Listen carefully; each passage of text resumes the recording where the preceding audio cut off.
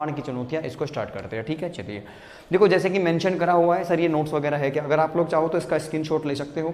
ठीक है, वीडियो में आने से पहले आप लोग एक बार स्क्रीनशॉट ले लेना आप। ठीक है, ये यूट्यूब पे अपलोड होगा। ठीक है, ध्यान रखना। Challenges of the nation building, राष्ट्र निर्माण की चुनौतियां। देखो इस चैप्टर में क्या है, इस चैप्टर में ये है कि जब भारत आज़ाद हुआ था, यानी कि 1947 में जब भारत आज़ाद हुआ, तो भारत के सामने या इंडिया के अंदर कैसे कैसे चैलेंजेस थे, कैसी कैसी चुनौतियां थी। ठीक है, ये तो हम इन सभी चीज़ों के बारे में पढ़ेंगे। राज्य किस तरह से स्टेट क्या थे, प्रिंसली स्टेट क्या थे। ठीक है, और जो उनके अंदर हो रहा था वो क्या था दरअसल। ठीक है, क्योंकि 1947 के बाद जो हुआ वो काफ़ी एकदम सोचने वाली बात थी। 1947 में देश आज़ाद तो हो गया, लेकिन देश में काफ़ी चीज़ों का सेटलमेंट करना जरूरी होता है अगर आप एक बढ़िया राज्य बनाना चाहते हो। ठीक है, ये ध्यान रखना। एक बार आप लोग इसका स्क्रीनशॉट ले लो, 1 सेकंड का टाइम आपके पास में है। ठीक है, ये चलिए हो गया। अब देखो सबसे पहले लिखा हुआ है nation challenges of nation building, राष्ट्र निर्माण की चुनौतियां। सबसे पहली जो हेडिंग है आपकी, भारत की आज़ादी। भारत की आज़ादी का मतलब इंडिपेंडेंस ऑफ इंडिया, भारत की आज़ादी। ठीक है सर, कुछ इंग्लिश में है कुछ हिंदी में, भाई बाइलिंगुअल है, जो चीज़ हिंदी में है वो इंग्लिश में भी मैंने मेंशन कर रखी। आपके पूरे चैप्टर का ये निचोड़ है, जूस कह दो, जूस पूरे चैप्टर का जूस है आपका, ये पी जाओ सर। ठीक है, देखो कोई भी बुक पढ़ लियो, किसी से इतने पॉइंट्स नहीं निकलेंगे, पॉइंट टू पॉइंट चीजें एक्सप्लेन करूंगा बहुत अच्छे से। आपके जो हेडिंग फर्स्ट है भारत की आजादी यानी कि इंडिपेंडेंस ऑफ इंडिया, इन्होंने कहा 14 और 15 अगस्त 1947। और कब? मिडनाइट यानी कि 14 अगस्त की रात, 14 अगस्त और 15 अगस्त के बीच की जो रात थी उसको घोषणा हुई थी कि भारत आजाद हो चुका है। ठीक है, ये ध्यान रखना। यानी कि 14 से 15 अगस्त और 1947 1947 में, 1947 के अंदर 14 अगस्त और 15 अगस्त के बीच की जो रात थी यानी कि मध्य रात्रि के टाइम घोषणा हुई थी। और ये घोषणा करी थी पंडित जवाहरलाल नेहरू के द्वारा घोषणा हुई थी। ठीक है, कि भारत देश को आजादी मिल चुकी है। ठीक है, और उसी दौरान यानी कि रात के समय ही पंडित जवाहरलाल नेहरू ने एक स्पीच, एक भाषण दिया था जो रेडियो के माध्यम से दिया था। ठीक है, और जो वो भाषण था यानी कि पंडित जवाहरलाल नेहरू के द्वारा जो स्पीच दिया गया था, उस स्पीच का नाम था ट्रस्ट विद डेस्टिनी। क्या नाम था? ट्रस्ट विद डेस्टिनी उनका नाम था। यानी कि जो स्पीच पंडित जवाहरलाल नेहरू के द्वारा रात के समय दी गई थी उसका नाम था ट्रस्ट विद डेस्टिनी। यानी कि क्या इसको हिंदी में बोलते हैं, भाग्यवधु से चीर प्रशिक्षित भेंट। क्या बोलते हैं हिंदी में? भाग्यवधु से चीर प्रशिक्षित भेंट। सर इंग्लिश में, अरे भाई साहब इंग्लिश में याद रखो sir, trust with destiny. Trust with destiny कब दिया गया था? पंडित जवाहरलाल नेहरू के द्वारा 14 और 15 अगस्त की रात यानी कि मध्य रात्रि के समय दिया गया था 1947 में, जब भारत आजाद हुआ था। सबसे पहला स्पीच यही था पंडित जवाहरलाल नेहरू का। उसके बाद में इन्होंने कहा जब भारत आजाद हुआ तो भारत के 3 पार्ट बनाए गए थे, यानी कि भारत के अंदर भारत के 3 भाग बनाए गए थे। जब भारत आजाद हुआ ना तो आजादी के समय भारत को 3 हिस्सों में बांटा गया था। 3 हिस्से कौन से थे? सबसे पहला था आपका ब्रिटिश इंडिया। ब्रिटिश इंडिया का मतलब है ब्रिटिश भारत। और दूसरा था आपका पाकिस्तान। और तीसरा था आपका प्रिंसली स्टेट। प्रिंसली स्टेट को बोलते हैं देसी रजवाड़े। देखो भारत एक अलग चीज है, ठीक है, यानी कि ब्रिटिश इंडिया का मतलब जहां जहां ब्रिटिशरों ने अपना कब्जा कर रखा था वो सारा इंडिया का एरिया बोला जाता था ब्रिटिश इंडिया। ठीक है, यानी कि 9 प्रिंसली स्टेट ऐसे, यानी कि 9 स्टेट ऐसे थे जो ब्रिटिश प्रोविंस हुआ करते थे। 9 थे, ओनली 9। तो मैंने कहा जब भारत आजाद हुआ तो भारत के 3 भाग बनाए गए थे, ब्रिटिश इंडिया, पाकिस्तान और प्रिंसली स्टेट। ध्यान से सुनना ये चीज, ठीक है। उसके बाद रीजन 2 नेशन थ्योरी। अब इनके बाद में क्या था? देखो 3 हिस्से भारत के हुए, अलग अलग तो नहीं हुए थे, लेकिन भारत के अंदर ये 3 ऐसे ऐसे पार्ट बना दिए गए थे कि एक तरफ तो ब्रिटिश इंडिया था यानी कि ब्रिटिश भारत था, दूसरी तरफ आपका पाकिस्तान था और तीसरी तरफ आपके वो देसी रजवाड़े थे जहां राजा महाराजा शासन करते थे। सर उस टाइम पे भी राजा महाराजा थे? बिल्कुल, राजा महाराजा शासन करते थे, उनको बोलते प्रिंसली स्टेट्स। ठीक है, ये 3 चीजें उस टाइम पे थी 1947 की ड्यूरेशन में। उसके बाद इन्होंने कहा कि 2 नेशन थ्योरी, दी राष्ट्र सिद्धांत। ठीक है, देखो जो इंडिया था, इंडिया के अंदर हिंदू ज्यादा थे, इंडिया के अंदर हिंदू ज्यादा थे। जो मुसलमान मतलब जो हिंदू ज्यादा थे, हिंदू डिमांड कर रहे थे कि भारत एक अलग देश बनाओ। जो मुस्लिम थे, मुस्लिम कम्युनिटी मांग कर रही थी कि जो है भारत में से ही एक अलग जगह बनाई जाए जिसका नाम हो पाकिस्तान, और पाकिस्तान मुसलमानों के लिए हो। और तीसरे थे आपके प्रिंसली स्टेट यानी कि देसी रजवाड़े। जो राजा महाराजा भारत संघ में विलय नहीं होना चाहते थे, उन्होंने मना कर दिया कि हम इंडिया यानी कि इंडियन यूनियन का पार्ट नहीं बनते, हम इंडियन यूनियन के अंदर नहीं आते, हमें आप लोग इंडिपेंडेंट रहने दो। हम ना तो भारत में जाना चाहते हैं ना पाकिस्तान में जाना चाहते हैं, हम तो केवल अपना अलग साम्राज्य स्थापित करना चाहते हैं। तो ऐसे स्टेट को बोलते थे प्रिंसली स्टेट। ठीक है, और जब भारत में आपने सुना कि जो हिंदू लोग ज्यादा थे, हिंदुओं के द्वारा हिंदुस्तान नाम सुझाया गया था, और जो मुस्लिम ज्यादा थे, मुस्लिमों के अकॉर्डिंग पाकिस्तान नाम सुझाया गया था। तो यहाँ पे अलग अलग धर्मों के लोग अलग अलग राष्ट्र को परिभाषित कर रहे थे। हिंदू जो लोग थे, हिंदू कम्युनिटी की डिमांड थी कि उनका एक हिंदू राष्ट्र बने, और जो मुस्लिम कम्युनिटी थी उनकी डिमांड थी, उनकी मांग थी कि उनका एक अलग मुस्लिम राष्ट्र बने। तो इसलिए ये टू नेशन थ्योरी दी गई थी। टू नेशन थ्योरी का मतलब द्विराष्ट्र सिद्धांत, यानी कि दो राष्ट्रों का सिद्धांत दिया गया था, हिंदुओं के लिए हिंदुस्तान और मुस्लिमों के लिए पाकिस्तान, यानी कि दो अलग अलग राष्ट्रों का सिद्धांत जो होगा उसको कहते हैं टू नेशन थ्योरी, द्विराष्ट्र सिद्धांत। इन्होंने कहा दो राष्ट्र सिद्धांत यानी कि टू नेशन थ्योरी किसके द्वारा दी गई थी, यानी कि two nation theory given by the Muslims, given by the Muslim, मुसलमानों के द्वारा ये जो सिद्धांत है, ये प्रिंसिपल जो है ये दिया गया था टू नेशन थ्योरी का। ठीक है, ये तीसरा पॉइंट है आपका विभाजन की समस्याएं। विभाजन की समस्याएं का मतलब problems of distribution, problems of distribution, यानी कि जब भारत पाकिस्तान और देसी रजवाड़ों का जब इन्होंने डिस्ट्रीब्यूशन किया तो उस तरह से कौन कौन सी समस्याएं इनके सामने आई थी, कौन कौन सी समस्याएं थी उस टाइम पे जब भारत अलग हो रहा था, पाकिस्तान अलग बन रहा था और जो देसी रियासतें हैं वो भी अपना जगह अलग ले रही थी। उस टाइम की समस्या क्या है, उस टाइम की समस्या है जो पाकिस्तान है वो दो पाकिस्तान, यानी कि पाकिस्तान जो है दो पाकिस्तान बन चुके थे। सर दो पाकिस्तान थे, बिल्कुल दो पाकिस्तान थे। आज के टाइम पर जो बांग्लादेश है उसको पूर्वी पाकिस्तान बोला जाता था, यानी कि उसको ईस्ट पाकिस्तान बोला जाता था, और जो पाकिस्तान आज के टाइम पे है उसको वेस्ट पाकिस्तान बोला जाता था। क्योंकि पूरे भारत में ओवरऑल अगर हम बात करें, पूरे भारत में दो जगह ऐसी थी जहां मुस्लिम जो थे वो मेजोरिटी में थे, बहुत ज्यादा संख्या में मुस्लिम थे। एक थे आपकी पंजाब, पंजाब में मुसलमान बहुत ज्यादा थे, और दूसरा था आपका बंगाल, बंगाल में भी मुसलमान बहुत ज्यादा थे। तो बंगाल के साइड में क्या था, बांग्लादेश, तो बांग्लादेश में क्या था, बांग्लादेश में मुस्लिम कम्युनिटी बहुत जोर पे थी। तो वहां पे उन्होंने कहा कि हमें पूर्वी पाकिस्तान बना दो, और जो इधर वाला पाकिस्तान है, पंजाब की साइड वाला जो पाकिस्तान है, उसको बोला कि हमें पश्चिमी पाकिस्तान यानी कि वेस्टर्न पाकिस्तान बना दो। यानी कि सर भारत के दो तरफ पाकिस्तान, यानी कि दो पाकिस्तान बनेंगे। ठीक है, ऐसा उस टाइम पे इनका मानना था कि पाकिस्तान जो होंगे वो दो होंगे, ईस्ट पाकिस्तान और वेस्ट पाकिस्तान। ठीक है, ये हालांकि हुआ नहीं, आज तो एक ही पाकिस्तान है। दूसरा जो बांग्लादेश है, बांग्लादेश को पहले, बांग्लादेश का पहले क्या नाम था, पूर्वी पाकिस्तान, ईस्ट पाकिस्तान बांग्लादेश को बोलते थे। ठीक है, ध्यान रखना ये चीज। इन्होंने कहा राज्यों का विभाजन, नेक्स्ट पॉइंट आपका राज्यों का विभाजन। राज्यों का विभाजन कैसे हो, यानी कि डिस्ट्रीब्यूशन ऑफ स्टेट्स। ठीक है, डिस्ट्रीब्यूशन ऑफ स्टेट्स की अगर बात करें तो यहां पर देखो पंजाब और बंगाल, पंजाब और बंगाल, पंजाब और बंगाल मुस्लिम मेजोरिटी यहां पर ज्यादा थी। यानी कि यहां पे क्या था, यहां जो मुसलमान लोग जो है वो ज्यादा संख्या में थे, और जब ज्यादा संख्या में थे तो ये क्या कहते थे, ये यही कहते थे कि जहां जहां मुस्लिम कम्युनिटी वाले एरिया है उनको अलग करो। मुस्लिमों की मांग थी कि पंजाब को अलग दे दिया जाए, और जो बंगाल है बंगाल को भी अलग दे दिया जाए, ये अलग एक देश बने, और इनको क्या बने, इनके मुसलमानों के लिए ही है बस। ठीक है, ऐसा, क्योंकि यहाँ पर ज्यादा मुसलमान थे, पंजाब और बंगाल में ज्यादा मुसलमान थे। ठीक है, ध्यान रखना इस चीज को भी। नेक्स्ट है जनता की असहमति। जनता की असहमति का मतलब यानी कि public dissent. Sir public dissent क्या थे, तो पब्लिक डिसेंट का मतलब था कुछ लोग तो ऐसे थे जो मुसलमान थे, और मुसलमान जो है वो पाकिस्तान को पसंद करते थे। जो लोग पाकिस्तान को पसंद करते हैं वो पाकिस्तान चले गए, जो लोग हिंदुस्तान को पसंद करते हैं वो हिंदुस्तान में रहे। लेकिन बशर्ते कुछ लोग उस टाइम पे भी ऐसे थे जिनको जबरदस्ती धकेला गया पाकिस्तान की तरफ, जो रहना तो भारत में चाहते थे, लेकिन उनको उनकी जो मांग थी भारत में रहने की उसको अस्वीकार कर दिया गया, और उनको ये कहा कि नहीं आप लोग अपने राष्ट्र यानी कि जो मुस्लिमों के लिए जगह थी पाकिस्तान, वहां पे जाओ। तो ऐसे जबरदस्ती देश से भेजे जाने वाले जो लोग थे उनमें एक दो नाम काफी फेमस है, जिसमें आपका आते हैं खान अब्दुल गफ्फार खान, और खान अब्दुल गफ्फार खान को बोलते सीमांत गांधी। ठीक है, ये व्यक्ति ऐसे थे, इनको भारत से तो था प्रेम, ठीक है, ये भारत में ही रहना चाहते थे, लेकिन क्या क्या जबरदस्ती इनको पाकिस्तान की तरफ भेज दिया गया कि जाओ आप पाकिस्तान जाओ, वहीं पर आपको रहना है। ठीक है, ऐसे भी लोग थे उस टाइम पे।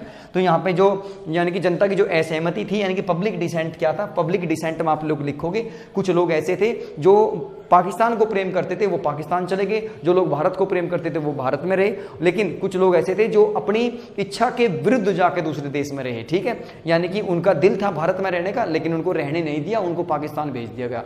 जिनमें आप एग्जाम्पल लोगे खान अब्दुल गफ्फार खान यानी कि सीमांत गांधी का। ठीक है, ये नेक्स्ट पॉइंट आपका अल्पसंख्यकों की समस्या। अल्पसंख्यक का मतलब माइनॉरिटीज, कम लोग कौन थे, तो माइनॉरिटीज की अगर बात करें, हिंदू जो थे वो पाकिस्तान में माइनॉरिटी में थे, और मुस्लिम जो थे वो हिंदुस्तान में माइनॉरिटी में थे। ठीक है, डिस्प्यूटेड रहा यानी कि विवाद रहा। सर इसका मतलब क्या है, मैंने कहा माइनॉरिटी, अल्पसंख्यकों में समस्या, माइनॉरिटी जो हुई वो कहाँ, यानी कि जो प्रॉब्लम्स हुई थी माइनॉरिटी में, जैसे आपने सुना होगा पाकिस्तान के अंदर जो हिंदू है, पाकिस्तान एक मुस्लिम राष्ट्र है, उसके अंदर थोड़े बहुत हिंदू है, तो वो लोग क्या करते हैं, वो लोग हिंदुओं को टॉर्चर करते हैं। ऐसे हमारे इंडिया में है, हमारी इंडिया में जो मुस्लिम कम्युनिटी है उसको माइनॉरिटी में रखा गया है, यानी कि अल्पसंख्यक वर्ग में उसको रखा गया है। और ये मानते हैं कि इंडिया के अंदर जो मुस्लिम है हम लोग उनको टॉर्चर करते हैं, यानी कि हिंदू लोग जो है वो उनको टॉर्चर करते हैं। हालांकि इंडिया में ऐसा नहीं है, पाकिस्तान के अंदर ऐसा जरूर है। भारत में जो लोग हैं, जो हिंदू लोग हैं, वो मुसलमानों को बिल्कुल भी आघात नहीं पहुंचाते और ना ही कोई नुकसान करते। लेकिन पाकिस्तान के अंदर जो हिंदू लोग हैं वे लोग उनको डेली वाइज टॉर्चर करते रहते हैं, यानी कि रोजमर्रा की जिंदगी में उनको टॉर्चर करते रहते हैं, उनको बिना वजह के परेशान करते हैं। तो इसका मतलब माइनॉरिटी है ना वो हिंदू, पाकिस्तान के अंदर गिने चुने परिवार है हिंदुओं के, वो लोग उनको टॉर्चर करते हैं। इसलिए ये समस्या आई कि जो वहां पर माइनॉरिटी थी वो लोग उनको परेशान कर रहे थे, हमारे देश में जो माइनॉरिटी है हमारे देश वाले उनको परेशान कर रहे, ठीक है, इस तरीके से। हालांकि हो नहीं रही इंडिया में, लेकिन पाकिस्तान में जरूर है। और यही कहा कि यही डिस्प्यूट है, यही विवाद है पाकिस्तान के अंदर। पाकिस्तान मुस्लिम राष्ट्र है, पाकिस्तान के अंदर हिंदुओं को टॉर्चर किया जाता है, इसलिए वहां पर क्या है, ये विवाद चीजें है, विवादास्पद चीजें है ये, ठीक है। ये नेक्स्ट पॉइंट आपका विभाजन के परिणाम। विभाजन का मतलब डिवीजन रिजल्ट। डिवीजन रिजल्ट का मतलब है डिवीजन रिजल्ट का मतलब है कि यानी कि जब विभाजन हुआ, यानी कि भारत और पाकिस्तान अलग अलग राष्ट्र बनाए गए, अलग अलग देश बनाए गए, तो उस टाइम पे कौन कौन से विवाद हुए थे, कौन कौन से उस टाइम पे ऐसे काम हुए थे जो मतलब एक तरह से अगर कहो कि घटिया लेवल के काम थे, ठीक है, ये ध्यान रखना। यानी कि दो देशों के अलग, यानी कि दो देशों का जब बंटवारा हुआ तो उनके बीच में कौन कौन सी चीजें ज्यादा हुई थी उस टाइम पे।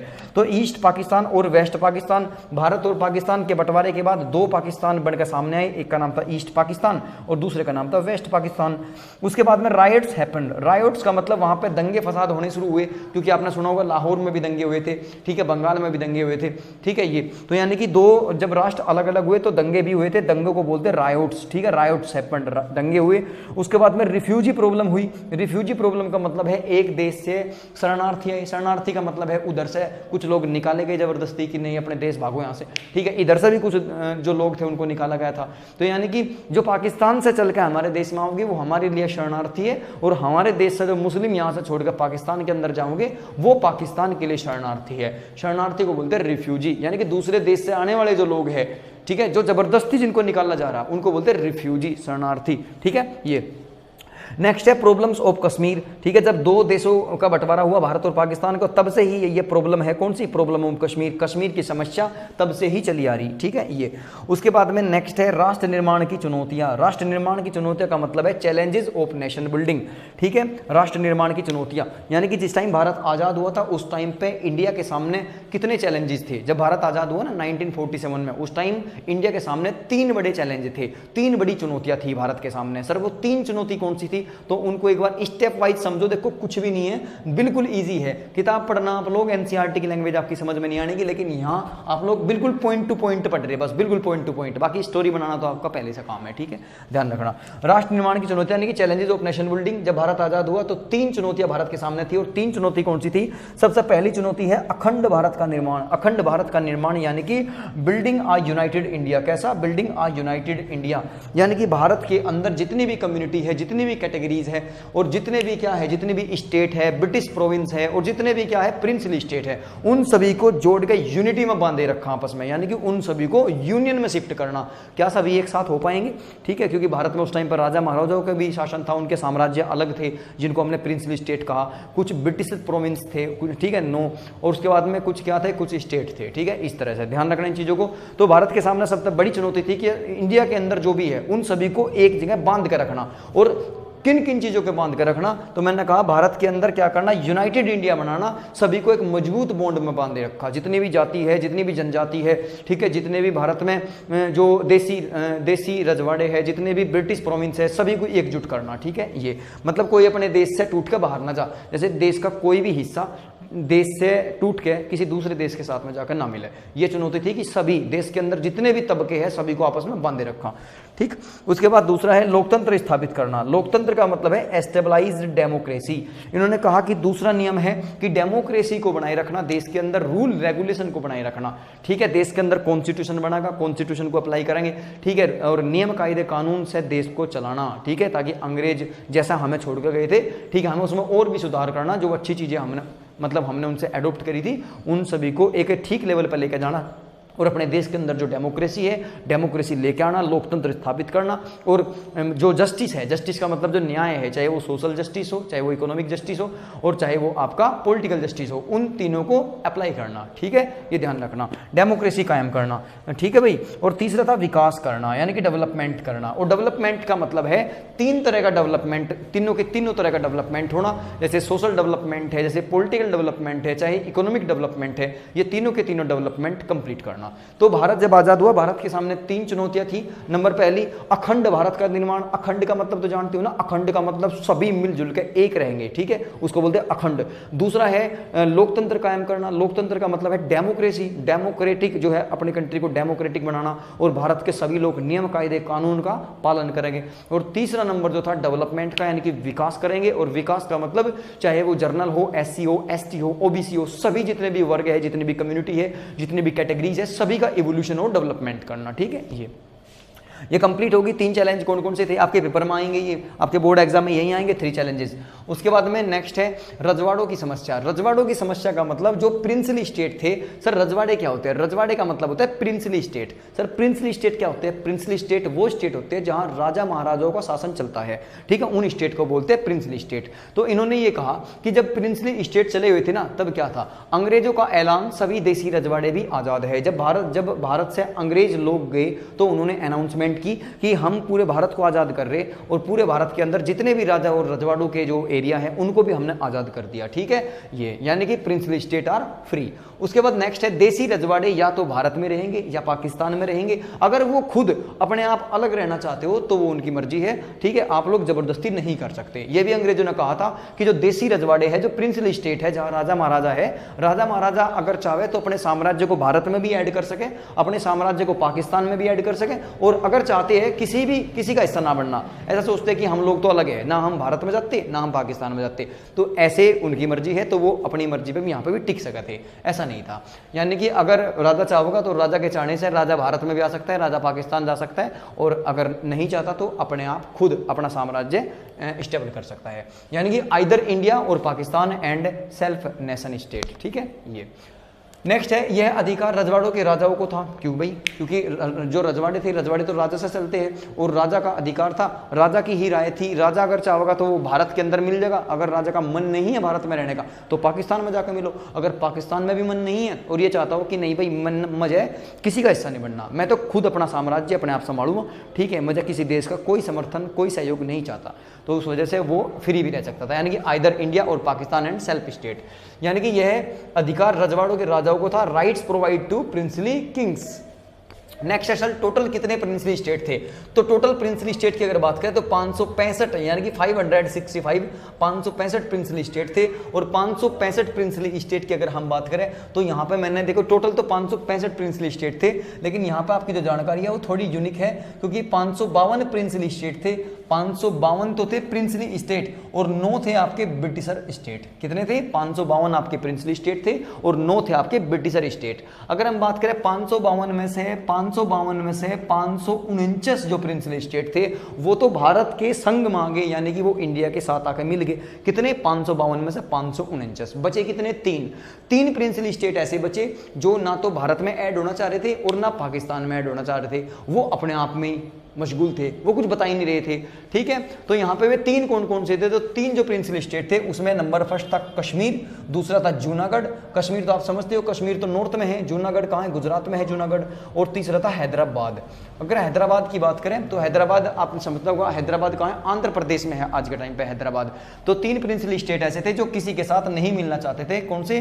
जम्मू एंड कश्मीर और जूनागढ़ और हैदराबाद, ठीक है। उसके बाद जब इन्होंने समस्याएं पैदा करी, ना तो ये मिलना चाहते थे, ना ये बात कर रहे थे, ठीक है। तो उस टाइम पे भारत के एक व्यक्ति थे जिनका नाम था सरदार वल्लभ भाई पटेल एवं राष्ट्र एकता, ठीक है। सरदार वल्लभ भाई पटेल यानी कि भारत के बिस्मार्क भी कहे जाते हैं, बिस्मार्क, ठीक है, भारत के बिस्मार्क कहे जाते हैं सरदार वल्लभ भाई पटेल। सरदार वल्लभ भाई पटेल को आयरन मैन भी कहा जाता है, लोह पुरुष, ठीक है, ये ध्यान रखना है। यहाँ पर लिखा है सरदार वल्लभ भाई Patel and nation integration. Integration का मतलब था अखंडता। उन्होंने किस तरह से इनको अपने में मिलाया था? देखो सरदार वल्लभ भाई पटेल की देन है कि ये जो स्टेट है, ये जो प्रिंसली स्टेट है, ये आज भारत में है। अगर सरदार वल्लभ भाई पटेल ने कोई ठोस कदम ना उठाए होते तो आज ये पाकिस्तान का हिस्सा होते। यानी कि सर कश्मीर, जूनागढ़ और हैदराबाद, कश्मीर को छोड़ दो, जूनागढ़ और हैदराबाद जो है आपका पाकिस्तान में होता आज के टाइम पे, ठीक है, क्योंकि यहाँ पर मुस्लिम कम्युनिटी बहुत ज़्यादा थी, ठीक है, कश्मीर में भी थी, जूनागढ़ में भी थी और हैदराबाद में भी थी।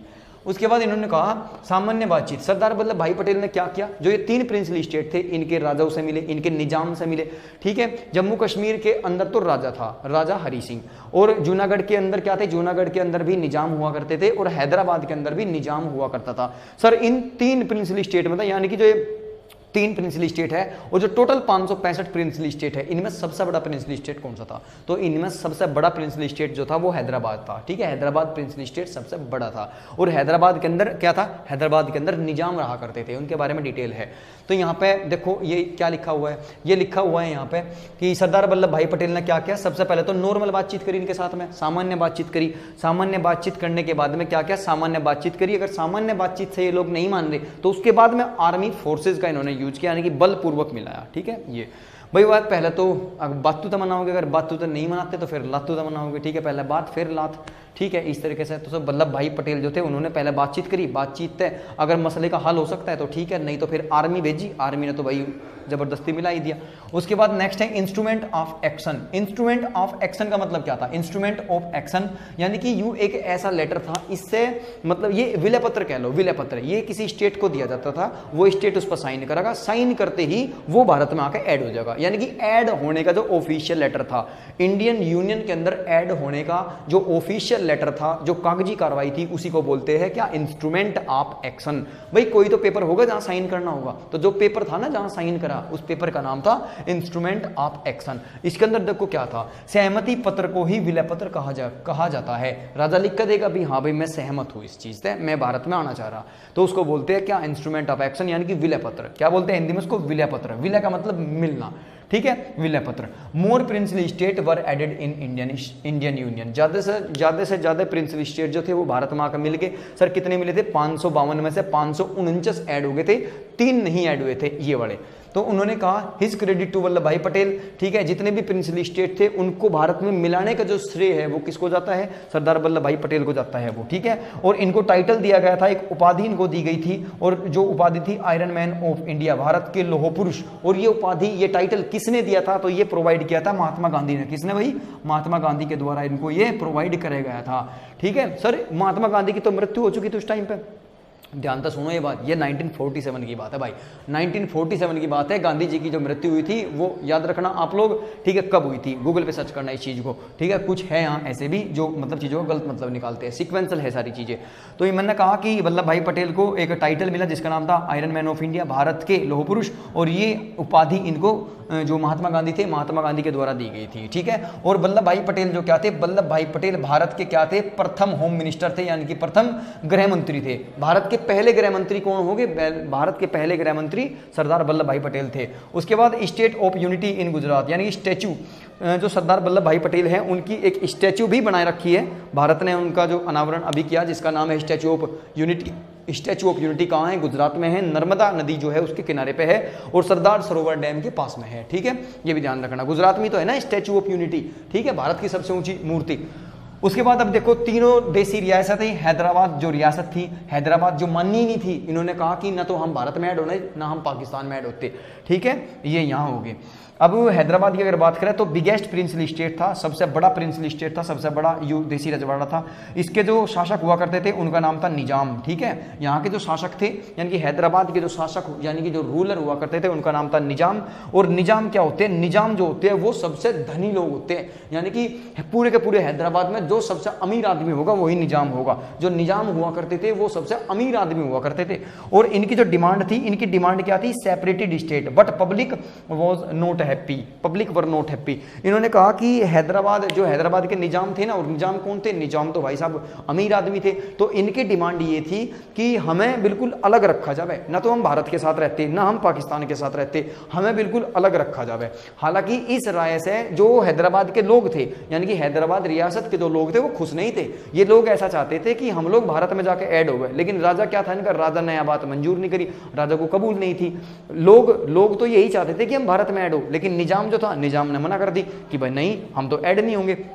उसके बाद में क्या था, प्रोटेस्ट मूवमेंट अगेंस्ट निजाम। तो वहाँ के जो लोग थे, हैदराबाद के जो लोग थे, ठीक है, वो उन्होंने एक आंदोलन कर दिया, आंदोलन करना शुरू कर दिया उन्होंने ज़बरदस्ती की, भाई हम मिलना चाह रहे हैं लेकिन राजा हमें मिलन नहीं दे रहा, ठीक है, इस वजह से। और जब प्रोटेस्ट काफ़ी लंबा चला तो काफ़ी लंबे प्रोटेस्ट के बाद में क्या था, राजा के द्वारा जो निजाम के सोल्जर हुआ करते थे, यानी कि जो यहाँ का रूलर था निजाम, ठीक है, निजाम के जो सैनिक हुआ करते थे, जिन सैनिकों को रजाकर कहा जाता था। क्या रजाकर, ध्यान रखना, जो निजाम हो, निजाम का मतलब क्या, किसी स्टेट का रूलर जिसका नाम निजाम, पोस्ट है निजाम, एक नाम नहीं है, पोस्ट का नाम निजाम था। निजाम सबसे अमीर लोग हुआ करते थे और ये क्या करते थे, ये अपने स्टेट को, अपने प्रिंसली स्टेट को बिल्कुल अलग रखना चाहते थे, या किसी भी राष्ट्र के अंदर नहीं जाना चाहते थे। और इनके जो सैनिक हुआ करते थे जिनका नाम था रजाकर, ठीक है, रजाकर क्या काम करने लगे, जब मूवमेंट हुआ, जब मूवमेंट यानी कि आंदोलन जब हुआ हैदराबाद के अंदर, हैदराबाद के लोगों ने आंदोलन किया, तो जो रजाकर थे, जो इनके सैनिक थे, वो सैनिक रजाकर लूट करने लगे, लोगों की हत्या करने लगे, और ठीक है, और बलात्कार यानी कि रेप जैसी घटनाओं को इन्होंने अंजाम देना शुरू कर दिया। तो जब बहुत ज्यादा परेशान यहाँ की पब्लिक होली, तो उसके बाद में सितंबर यानी कि सितंबर 1948 को ही इंडियन आर्मी ने यहाँ पे अटैक कर दिया, इंडियन आर्मी ने यहाँ पे हमला कर दिया, और उसके बाद में हैदराबाद को जबरदस्ती इंडियन यूनियन के अंदर मिलाया गया। ध्यान रखना, ये हैदराबाद को जबरदस्ती मिलाया गया था। उसके बाद में हैदराबाद के निजाम ने अपने आप को क्या कर दिया, अपने आप को कहा कि ठीक है मिला लो, ठीक, उसके बाद में मानना, ऐसे नहीं मानना था। ध्यान रखना, ये हैदराबाद ऐसी रियासत है जिसको जबरदस्ती भारत संघ में विलय किया गया था। दूसरा था आपका मणिपुर। अगर मणिपुर की अगर बात करें तो देखो ये तीन थे, मैं आपको बता दूं, जो जम्मू एंड कश्मीर था उसकी तो कहानी कुछ अलग है, लेकिन हैदराबाद को जबरदस्ती मिलाया गया था भारत संघ में। और जो जूनागढ़ था, जूनागढ़ गुजरात में, यहाँ जन्म लोग गए थे और जाने के बाद पब्लिक से उनकी राय पूछी थी कि आप लोग भारत में रहना पसंद करते हो कि आप लोग पाकिस्तान के अंदर रहना पसंद करते हो। तब जो जूनागढ़ के लोग थे उन्होंने कहा कि नहीं, हमारा देश भारत है, हम लोग भारतीय ही हैं। तो उसके बाद जूनागढ़ को भारत में ऐड कर लिया गया था। आगे मतलब इज्जत हुई उनकी पूरी अपनी इच्छा से आए, और ये भाई साहब इनको जबरदस्ती मिलाया गया। बाद में खैर इनकी भी रेपुटेशन हुई, लेकिन मिलाया तो जबरदस्ती, ऐंठ तो निकाल ली ना इंडियन आर्मी ने। उसके बाद में देखो मणिपुर, अगर मणिपुर की बात करें तो मणिपुर कहाँ है, मणिपुर आपका ईस्ट इंडियन प्रिंसली स्टेट है। ईस्ट इंडियन प्रिंसली स्टेट का मतलब पूर्वी भारतीय जो देसी रजवाड़े है, ये मणिपुर ईस्ट में ही तो है ना मणिपुर। तो उसके बाद इन्होंने कहा यहाँ का जो किंग हुआ करता था, मणिपुर के राजा थे राजा बुद्धचंद्रा। कौन थे, राजा बुद्धचंद्रा, मणिपुर के राजा बुद्धचंद्रा थे। और इन्होंने क्या किया, इन्होंने जो मणिपुर था, मणिपुर के अंदर democratic system apply in Manipur, इन्होंने मणिपुर के अंदर लोकतंत्र कायम करा। यानी कि जो राजा बोधचंद्र थे, इन्होंने मणिपुर के अंदर डेमोक्रेसी ये लेकर आए थे और मणिपुर को डेमोक्रेटिक बनाया था। और इन्होंने ही मणिपुर के अंदर सबसे पहला चुनाव करवाया था, ठीक है, मणिपुर के अंदर सबसे पहला चुनाव करवाया था। और जो राजा बोधचंद्र थे, इन्होंने ही वहाँ के जो लोग थे, यानी कि मणिपुर के जो लोग थे, उनको 18+ यानी कि उनको वयस्क मताधिकार दिया था, यानी कि एडल्ट वोटिंग राइट जो थी वो मणिपुर के लोगों को दी थी, ठीक है। उसके बाद मैंने कहा कि देखो यहाँ इंपॉर्टेंट चीज ये है, कांग्रेस चाहती थी कि मणिपुर भारत संघ में शामिल हो, क्योंकि उस टाइम पर कांग्रेस पार्टी की सरकार थी और कांग्रेस ऐसा ही चाहती थी कि जो मणिपुर है वो इंडियन यूनियन का हिस्सा बने, ठीक है, भारत संघ में ही इसको विलय करा जाए, ठीक है। बाकी जो और पार्टियां थी, और पार्टी उस टाइम पे बिल्कुल नहीं चाहती थी कि ये भारत में मतलब ऐड हो, ठीक है। ध्यान रखना, मणिपुर के राजा कौन थे, राजा बोधचंद्र। और मणिपुर में ही क्या हुआ था, मणिपुर में ही सबसे पहले जो इलेक्शन थे वो कराए गए थे। और मणिपुर जो है, मणिपुर के अंदर मणिपुर के लोगों को ही सबसे पहले वोटिंग राइट प्रोवाइड किया गया था, ठीक है, ध्यान रखना इस चीज का। और वोटिंग राइट कैसा, एडल्ट वोटिंग राइट, वयस्क मताधिकार, यानी कि 18 साल प्लस, ठीक है। ये पहले तो 21 हुआ करती थी, 21 साल का होगा तो ही वोट डालेगा, लेकिन बाद में फिर 18 वर्ष कर दी गई। उसके बाद में इन्होंने कहा जम्मू एंड कश्मीर। जम्मू एंड कश्मीर की कहानी क्या थी भाई साहब, देखो जम्मू एंड कश्मीर जो था ये नॉर्थ प्रिंसली स्टेट था, सबसे ऊपर था, पाकिस्तान के करीब था, ठीक है। उसके बाद यहाँ राजा जो थे वो हरि सिंह राजा थे जम्मू कश्मीर के, हरि सिंह। और हरि सिंह ने कहा कि भाई ना तो मैं भारत में आना चाहता, ना मैं पाकिस्तान में आना चाहता, और मुझे तो आप लोग स्वतंत्र रखो, ऐसे ही रखो अकेला मुझे। और हरि सिंह जो थे वो एक हिंदू राजा थे। तो जैसे ही भारत ने कहा ठीक है भाई अलग रह ले, कोई दिक्कत नहीं है, तो जैसे ही भारत और पाकिस्तान अलग हुए, 1947 में अलग हुए थे, तो 1947 में ही पाकिस्तान ने घुसपैठी से, यानी कि कबीलाई लोगों के भेष में, कबीले होते हैं ना, कबीले जो मतलब भेड़ बकरी चराते हैं पहाड़ों पे, उनके वेश में जो थे वो जम्मू कश्मीर में घुस जाए। पाकिस्तान जो आतंकवादी थी, यानी कि जो पाकिस्तान की आर्मी थी, वो आर्मी कहाँ घुस गई, वो जम्मू कश्मीर के एरिया में घुस गई और वहाँ पे जबरदस्ती लोगों को हटाया और कब्जा कर लिया, ठीक है। जो जम्मू कश्मीर के कुछ हिस्से पे जो है उन्होंने कब्जा कर लिया था पाकिस्तानी आर्मी ने। उसके बाद जब राजा हरि सिंह को लगा कि भाई नहीं अब तो ये बहुत अंदर तक आ जाएंगे पाकिस्तान वाले, तो उसके बाद में जो राजा हरि सिंह थे उन्होंने एक विलय पत्र पर साइन किए और किसको दिया, पंडित जवाहरलाल नेहरू को दिया विलय पत्र। और उन्होंने कहा कि मैं भारत संघ में ऐड होना चाहता हूं सर, मेरी रक्षा करो, ठीक है। तो उस टाइम पे पंडित जवाहरलाल नेहरू ने विलय पत्र स्वीकार किया और जो इंडियन आर्मी थी वो कहाँ चली गई, वो जम्मू कश्मीर चली गई। और जम्मू कश्मीर में जब तक इंडियन आर्मी गई तब तक जो पाकिस्तान की आर्मी थी वो जम्मू कश्मीर के एक बहुत बड़े एरिया को कवर कर चुकी थी, जिसका नाम है POK, पाक ऑक्यूपाइड कश्मीर, यानी कि पाक अधिकृत कश्मीर। आपने सुना होगा ना POK वाला जो रीजन है ये कब एक्सेप्ट करे गया था, तो ये अडोप्ट करे गया था 1947 में। पाकिस्तानी आर्मी ने जबरदस्ती घुस गए थे यहाँ, ठीक है। ये उसके बाद में नेक्स्ट अगर हम बात करें तो यहाँ पे लिखा हुआ है 1947 पाक अटैक ऑन जम्मू कश्मीर। उसके बाद नॉर्मल कंडीशन, इन्होंने ये कहा कि नॉर्मल कंडीशन में क्या है, नॉर्मल कंडीशन अगर जम्मू कश्मीर के अंदर नॉर्मल कंडीशन होती है तो हम यहाँ पे जनमत संग्रह कराएंगे। और जनमत संग्रह का मतलब है हम जम्मू कश्मीर के लोगों से ये पूछेंगे कि आप भारत में आना पसंद करते हो या आप पाकिस्तान के अंदर जाना पसंद करते हो, तब सोचे जाओगा, ठीक है। और आपको पता होगा 1947 में क्या हुआ था, एडोप्टेड एरिया, पाकिस्तानी आर्मी के द्वारा जो एरिया भारत का कब्जाया गया था उसका नाम था POK, पाक ऑक्यूपाइड कश्मीर। उसके बाद आर्टिकल 370 जो है, अनुच्छेद 370 जो है, उसके अंदर जम्मू कश्मीर को एक स्पेशल राज्य का दर्जा प्रदान है। लेकिन अब ऐसा नहीं है, अब आपका क्या हुआ, अब स्पेशल स्टेट का दर्जा जो है वो खत्म कर दिया गया। कब, 2019 में। 2019 के अंदर एक जम्मू कश्मीर पुनर्गठन अधिनियम आया था, उससे जम्मू कश्मीर के अंदर जो आर्टिकल 370 है और आर्टिकल 35A है उनको हटा दिया गया। और हटाने के बाद जो स्पेशल स्टेट का दर्जा जम्मू कश्मीर को देते थे वो खत्म हो गया, अब नहीं है, ठीक है ये। और उसके बाद जम्मू कश्मीर को तोड़कर जम्मू कश्मीर को एक राज्य का दर्जा खत्म करने के बाद, कैसा, स्पेशल राज्य का दर्जा खत्म करने के बाद उसको 2 यूटीज में बांट दिया गया। 2 यूटीज का मतलब यूनियन टेरिटरी, यानी कि संघ शासित प्रदेश बना दिए, एक लद्दाख और दूसरा कश्मीर, ठीक है ये। उसके बाद है राज्यों का पुनर्गठन। राज्यों का पुनर्गठन का मतलब रीऑर्गेनाइजेशन ऑफ स्टेट। राज्यों का पुनर्गठन यानी कि रीऑर्गेनाइजेशन ऑफ स्टेट। राज्यों का पुनर्गठन कैसे हुआ भाई, समस्या क्या थी, समस्या थी राज्यों, जो राज्य थे, राज्य की सीमाओं का निर्धारण कैसे किया जाए। जब भारत आज़ाद हुआ तो उस टाइम पे केवल और केवल 14 स्टेट थे, ठीक है। उस टाइम पे 14 स्टेट यानी कि 14 स्टेट थे। और ये लोग सोच रहे थे कि अगर हमें नए स्टेट बनाने तो हम किस बेस पर बनावे, ठीक है। तो इनको जो बेसिस मिला वो बेसिस मिला लैंग्वेज बेस। हालांकि इसके पीछे बहुत सारी कहानी है, वो काफ़ी टाइम के बाद लैंग्वेज बेस आया था, ठीक है, भाषा के आधार पे। तो मैं आपको बता दूं आंदोलन चले थे तो उस टाइम पे क्या था, भाषा के, जब सरकार सोच रही थी किस बेस पे हम नए राज्य बनावे, तो उस टाइम पे जो मद्रास प्रेसिडेंसी थी हमारी, मद्रास, पहले जो आपकी क्या है, जो चेन्नई है, चेन्नई का पुराना नाम मद्रास है। तो जो मद्रास था, मद्रास के अंदर 2 तरह के लोग थे, एक तो तमिल भाषा बोलने वाले और दूसरे तेलुगु भाषा बोलने वाले लोग।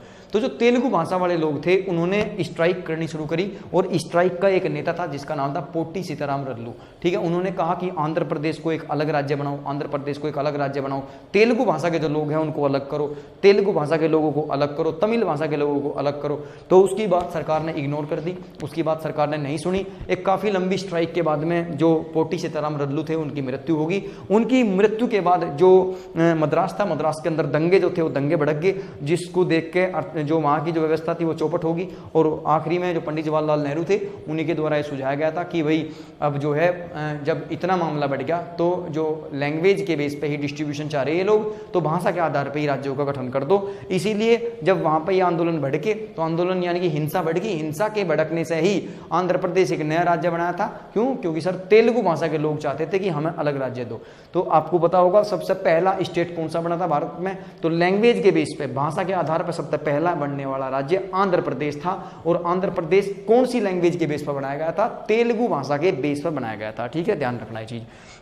उसके बाद में यहाँ पे मैंने लिखा कि समस्या कौन सी, राज्य को सीमाओं का निर्धारण, ठीक है। दूसरा, भाषाओं के आधार पर राज्यों का विभाजन यानी कि बाउंड्रीज बेसिस ऑफ लैंग्वेज। और फर्स्ट स्टेट जो बना था जिसका नाम था आंध्र प्रदेश, ठीक है। और क्या कहा, यहाँ लिखा हुआ है मद्रास में आंदोलन हुआ था और तेलुगु भाषा बनाने की जिद हुई थी। मद्रास के जो लोग थे वो कहते थे कि तेलुगु भाषा के लिए एक अलग सा राज्य बनाओ, तेलुगु के लिए एक अलग राज्य बना था जिसका नाम था आंध्र प्रदेश, ठीक। 1952 में घोषणा हुई कि आंध्र प्रदेश को एक राज्य बनाया जाएगा। कब हुआ था? 1952 में अनाउंसमेंट हुई थी कि आंध्र प्रदेश को एक नया स्टेट बनाने दिया जाएगा, ठीक है। क्योंकि पोट्टी सीताराम रल्लू जो थे ये इस आंदोलन को लीड कर रहे थे, ठीक है, पोट्टी सीताराम रल्लू, और इनकी मृत्यु हो गई थी। नेक्स्ट है आपका पॉइंट नंबर 13, राज्य पुनर्गठन आयोग, स्टेट रीऑर्गेनाइजेशन कमीशन। ये कमीशन आया था, इस कमीशन ने ही स्टेट बनाने शुरू करे थे।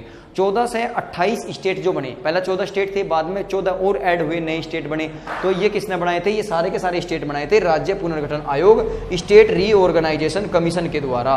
और इसमें अगर हम बात करें ये जो मतलब जो ये आयोग था ये कब बनाया था, 1956 के अंदर ये आयोग बनाया था, जिसका नाम था स्टेट रीऑर्गेनाइजेशन एक्ट। ये पास हुआ था 1956 में। स्टेट रीऑर्गेनाइजेशन एक्ट यानी कि राज्य पुनर्गठन जो अधिनियम है वो कब पास हुआ था, वो पास हुआ था 1956 में, 1956 के अंदर। और आपको पता होगा उस टाइम पर 14 स्टेट थे और 6 यूटीज थी। ठीक है भाई, 14 स्टेट थे और 6 यूटीज बनाई गई थी, और मतलब पहले तो थी। और इस आयोग यानी कि इस कमीशन के जो हेड थे जिनका नाम था डॉक्टर फजल अली। इस कमीशन के हेड कौन थे, डॉक्टर फजल अली इस कमीशन के हेड थे। किस कमीशन के सर, तो ये था ना स्टेट रीऑर्गेनाइजेशन कमीशन, इसके हेड कौन थे, डॉक्टर फजल अली। इसलिए इस कमीशन को फजल अली आयोग भी कहा जाता है, फजल अली कमीशन। ठीक है, ये आपके पूरे चैप्टर का निचोड़ था, पॉलिटी के nation challenges of nation building, इसका आप लोग इसको कंप्लीट कर लेना। अगर आपको ये समझ में नहीं आया तो एक बार और वीडियो को देख लेना, और भाई नए हो तो चैनल को सब्सक्राइब करो, लाइक करो, शेयर करो, डेली वीडियो आनी। ठीक है।